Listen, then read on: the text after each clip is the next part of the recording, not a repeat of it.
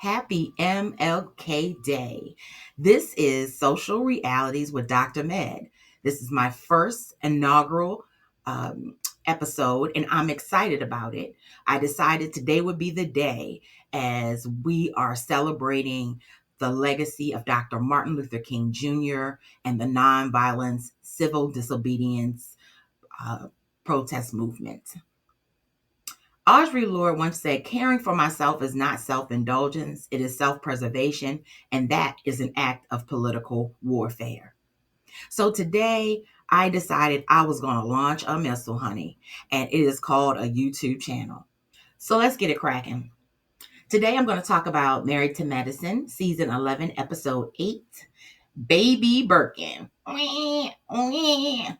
Child. They running out of shit to talk about. But anyway, I want to go ahead and just dive right on in. I'm going to jump in where I fit in. I know I've been watching this show since the very beginning. So let's talk about it.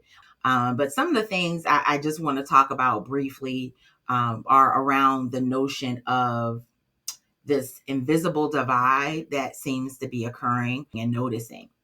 So we're in season 11 of Married to Medicine. We literally have watched Alara grow up. We have seen people get divorced and remarried. And there's something about time that seasons, but it's also something about time that challenges us to think about who we are and how we will continue to reinvent ourselves. And so for me, I'm just going to say this. The aunties are not looking good on this show. I'm a woman of a certain age, of a certain respectability and sensibility. And I recognize that who I was 20 years ago is not the same as who I am today. Well, I was younger and vibrant and agile, and I could do all kinds of Cirque du Soleil twists and turns, and I was bad, and I was popping and dropping. I also was young, dumb, and full of, yeah. So I think what's interesting about watching reality television is that if you think about it, these women have also gotten older. And there is this kind of myth or taboo around women getting older. I think it's more for white women than black women because we just be looking so good, child. We be looking good. We be looking better than some of these young girls, honey. We be just tight and right. Okay, that's all I can say.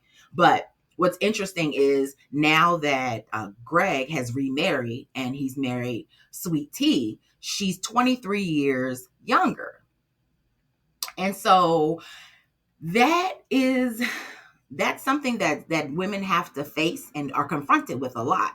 And women of a certain age, and I just say a certain age, but I think I'm similar in age to the women on Married to Medicine. What I recognize is that sometimes we're watching people live lives that we've missed out on.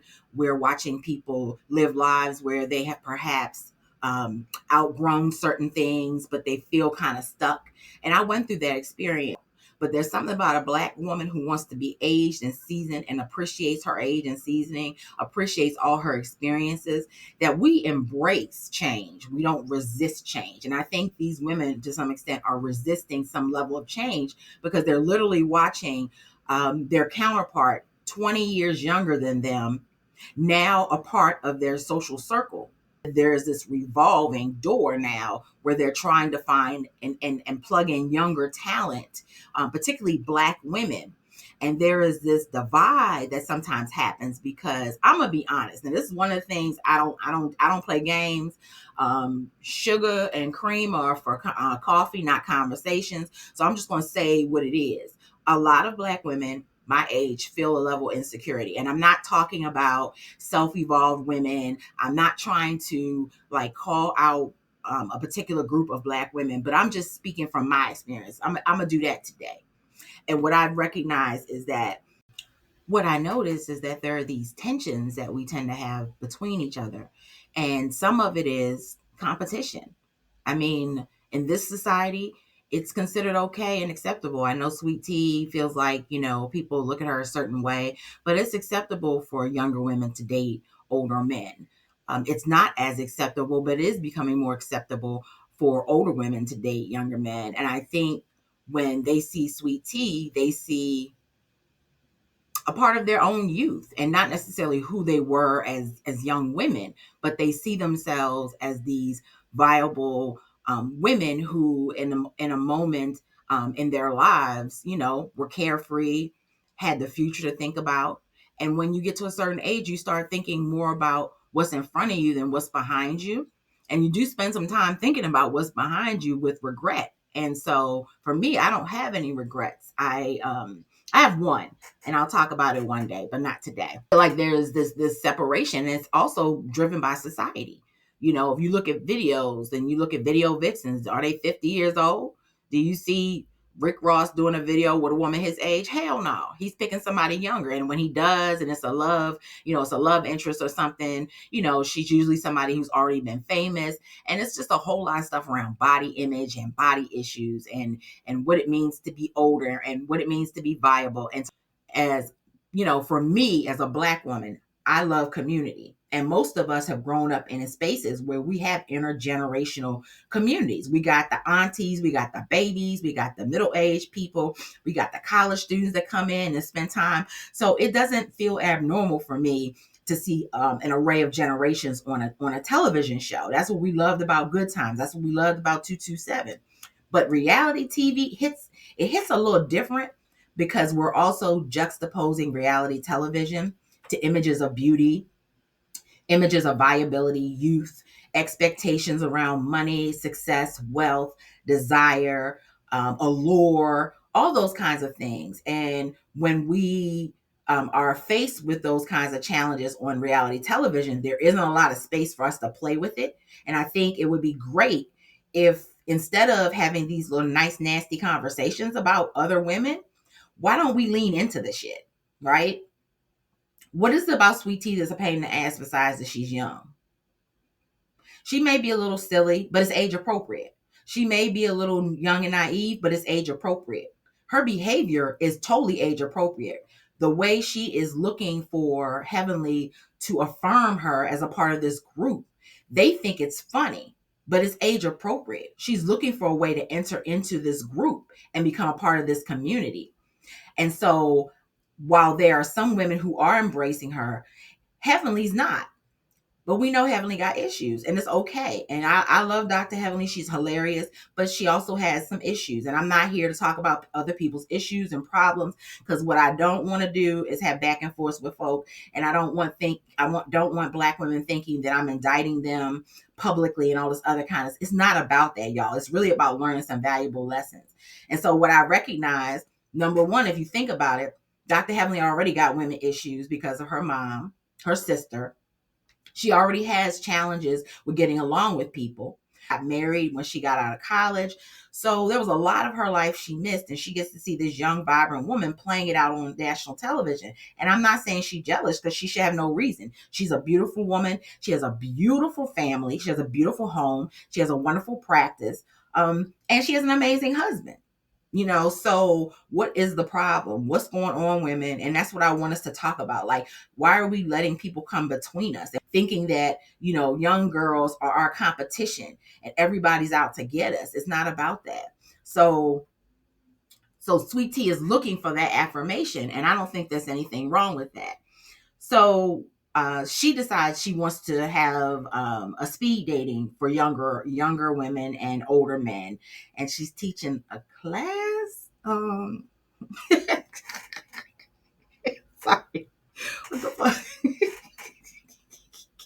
What the hell? What is there to teach in a class? I mean, I get it. I get the age thing. It's interesting. I see what she's trying to do. She wants to build community, and I get it, Sweet Tea. You want to build community. You want to find like-minded individuals.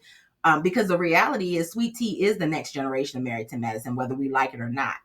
It might not be her, but it's Hollywood. They're going to have to move on. So now we go to this little speed dating thing.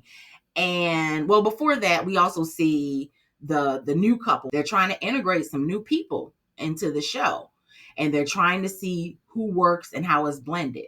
And bless the new woman's heart. I can't remember her name. I think it was Mimi. The psychiatrist. I think she'll be a great addition, but keep your license where it belongs in the office, because you trying to psychoanalyze any of these women, you're gonna get cussed out. I see that coming now.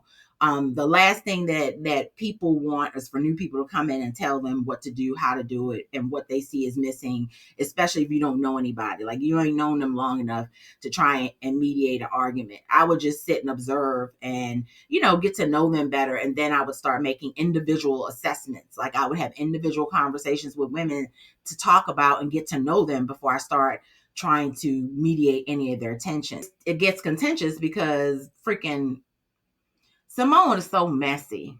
That's not cute. And see, this is where Sweet Tea, they know her age is not going to allow her to disrespect the elders. But I sure would have kicked both of their asses out. I got security and told them to get out, because disrespect should not be tolerated at any level. And this woman has talked about people's mamas.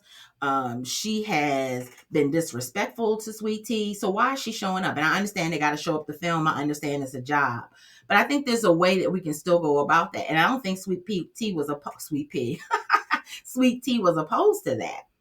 However, showing up and acting like I'm doing you a favor is not going to help. And so I think there's a way that women of a certain age can entreat younger women so that we're all, entering in on the same page. There's plenty of tension to be had, y'all. We ain't got to be fighting over no dumb shit. There's a way to have some juice and some gossip and some fun stuff and popping off, but like this tension that is coming to a boil.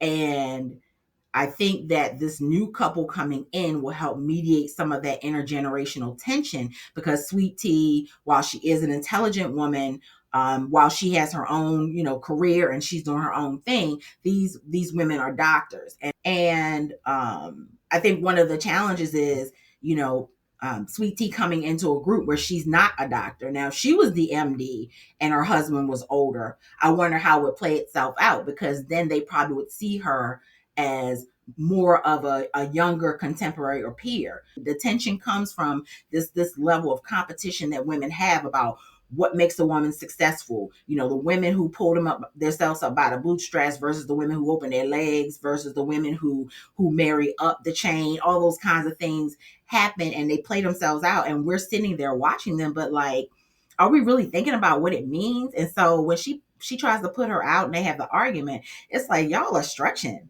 And I think that needs to be addressed. I do think there needs to be conversations with production and the executive producers about what are you going to do about these women who now are getting too old to be, talking about fist fighting, cussing each other out. I mean, they're settled in their marriages. They've been married a long time. And I do like the fact that most of the women on Married to Medicine are married and have had longevity in their marriages, because there is a different kind of vibe. But it's also like, I'm gonna say this too, because I was married before and I'm divorced, but I learned a lot of valuable lessons being married. And one of the things that I recognize is longevity doesn't mean a quality of marriage. You could be in a relationship for 30 years with somebody and it'd be trash. You could be in a relationship with somebody for 2 years and it'd be amazing, the most amazing thing you've ever experienced in your life. Hell, I've dated people for 3 months and I thought I was on the top of the world. So when we think about the marriages and we think about the relationships, they're starting to change, they're starting to evolve, and it's getting a little more difficult for it to be what we would consider realistic for these women to be talking about this kind of shit. Like, why are we talking about it? And we're talking about it because it sells. But I also think this is an opportunity for us to have conversations about intergenerational relationships, especially among Black women. I can go on and on about the relationships that women have amongst and between ourselves. But what do you think about this intergenerational divide? Do you think it's real? How is it playing out on this show? And as a person of a certain generation, how do you engage with other women? Considering a lot of times we do see each other as our competition. And I know people say philosophically, oh, I don't see anybody as a competition but me. And I agree to that. I subscribe to that. I say all the time, I am my biggest competitor. I am also my biggest challenge, my biggest enemy, my biggest obstacle. So, I mean, I get that philosophy, but when playing out the realities of how things look, appear, perceive in society, what what what do you think causes some of these divisions and how could we do a better job of building these bridges. So I'm going to stop there with this portion of the episode. I'm going to pick up a little later, but I did want to talk about this intergenerational divide and how it's really getting out of control. And I do feel like the aunties, the original cast, the OGs, need to be the ones to build the bridges and not necessarily burn the bridges. So a lot of this has to for me, is going to require people like Simone and Jackie really checking heavily, or just telling her to get over it and keep it moving, because these arguments are stale and old. Argue about some new shit, argue about something else, but to continue to talk about it. And sweet tea, baby, just let go and let God. If Heavenly don't like you, that's okay, because she keep playing around. She ain't gonna be on the show much longer anyway. So everybody has a place, everybody has a level of importance. How do we deal with these tensions, and how do you think the women, the older women, the OGs should address the situation? And what do you think Sweet Tea can do that will authentically build bridges? Like, subscribe, and look forward to seeing you again. This is Social Realities with Dr. Med. Peace out and deuces.